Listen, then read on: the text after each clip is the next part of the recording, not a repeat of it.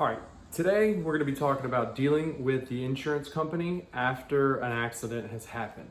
Like I've said in other videos, that most accidents there is no injury or whatever, and so as an attorney we deal with injury claims. Okay, so this is what we call a property damage claim.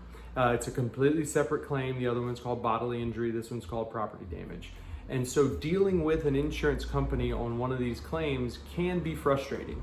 Many times it's very easy. If your teen was rear-ended, they're not going to be at fault, and the other side will pick up liability. You bring it to a shop and they're going to pay the bill and get the car fixed very easily. Those are most of the run-of-the-mill.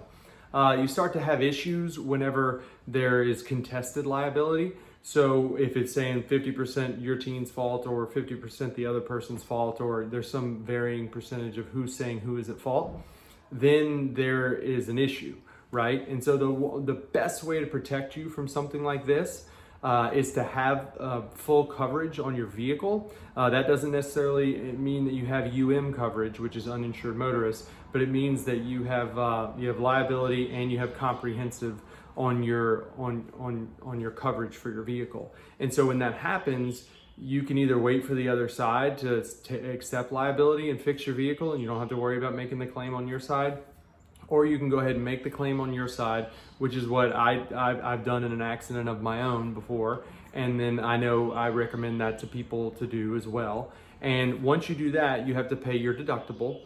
So basically what you'll do is you'll go to the shop, and if they say you have $10,000 worth of damage and you have $1,000 deductible, then you're gonna have to pay, they're gonna pay $9,000 of it, and you have to pay the other $1,000 to the shop. Okay, and so from there, what your insurance company is going to do, they're going to arbitrate with the other insurance company. And many times this can take 6 or 9 months. It can be a very long process, but if you are found to be not at fault, then those many months later, you will randomly get a check from your insurance company for the amount of your deductible. This allows you and your team to get back on the road more quickly, get your vehicle fixed, and move on. I see issues whenever people only have liability coverage, and then they are left hanging out to dry, and then the other side's insurance is going to slow play it and low pay it, and they're not going to work on, they don't have your best interest in mind. So you always want to make sure you have good insurance, especially with a teen, because they are in a higher risk category. And if they are at fault, you want to make sure that your assets are protected, and then no one can come after you personally for any excess judgments or anything like that. So if you have any questions on insurance coverage, especially with property damage, I'm happy to answer those. You can direct message me, or you can leave comments below, and I'm happy to talk about them. This stuff can be a little bit complicated.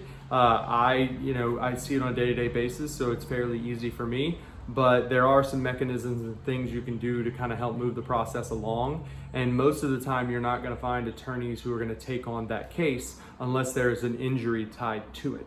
So if you're just dealing with property damage, it can be a frustrating road. And so if you have any questions or anything, I'm happy to take a look at any of this and see if there's any way that we can just help you out. So again, this is another edition of Parents of Teen Drivers Facebook group. My name is Seth Smiley. Thank you very much.